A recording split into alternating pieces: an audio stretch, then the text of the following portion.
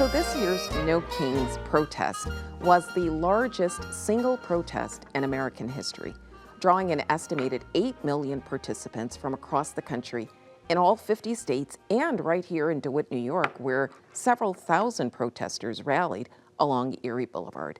The historic turnout was bolstered by high-profile celebrities who spoke or performed at some of the events, but so what?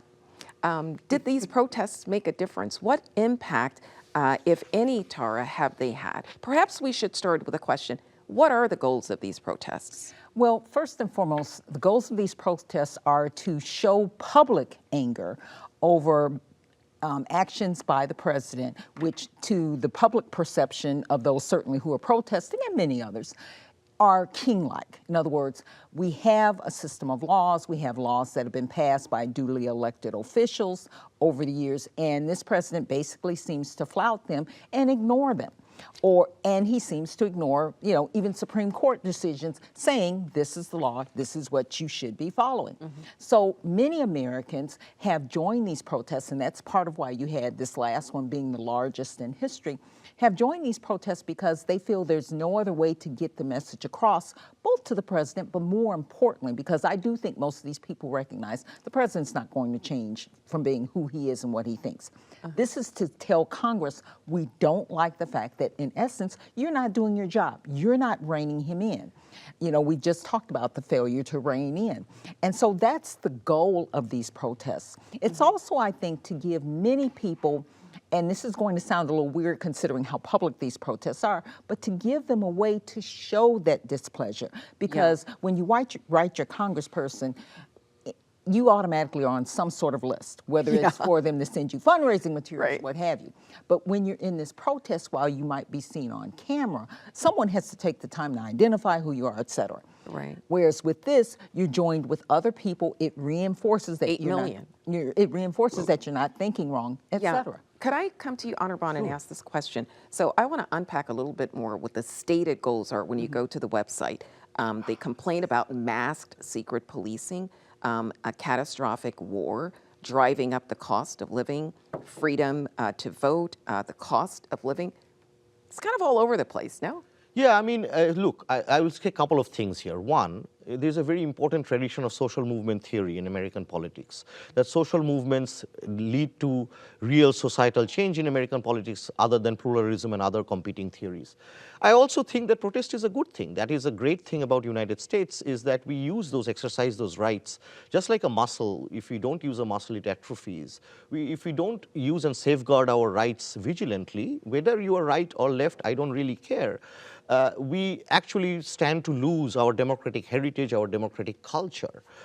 Having said that, I think the Democrats are too much concentrated here. It's a very democratic partisan kind of a protest, focused too much on Trump.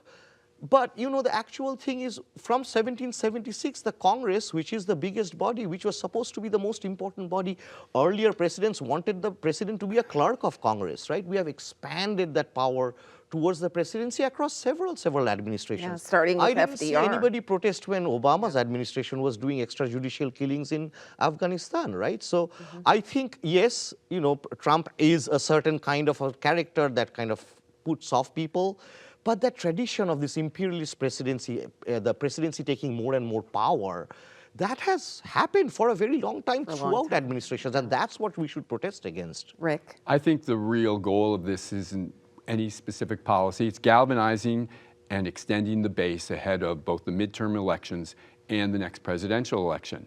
If I write a letter to the editor, it's easy to discount Fenner as just a crank. But when you have 8 million people out on the streets multiple times, and as the crowds grow bigger, the more we do this, I think it's a way of not only, bringing people together and showing, they're even having these in very red districts to show that, I think turnout is going to be a big issue in the elections. So showing people that there is solidarity here. And by being very broad, they're able to bring in people who, might not disagree with everything that Trump is doing, but certain things. And so I think this is a wise move. They're also using this to gather information. They have databases. They know this is not the end all. They're going to have to do a number of other things. But I think this is a very good strategy. And it sort of is the equivalent of individuals putting Trump flags out on their front lawn, which you see a fair number of them, at least in where I live. And this is a counteraction to that. And then having like the boss himself, Bruce Springsteen, Of course, join, and Robert De Niro and many others. And Chad, I can see you I'm drumming dying. a bit over That was there. so reminiscent of the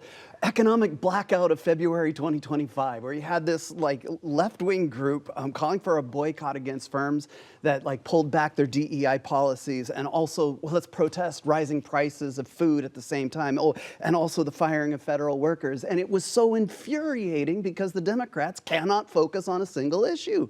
And so you have the same thing happening here. If this was all about autocracy, I'd be totally on board. But you go to that website, like Nina had mentioned, it lists a laundry list of things that also includes, let's see, America has a long history rooted in white supremacy. I'm sorry, that's unnecessarily alienating. I'm out. It is not trying to build a broad-based coalition.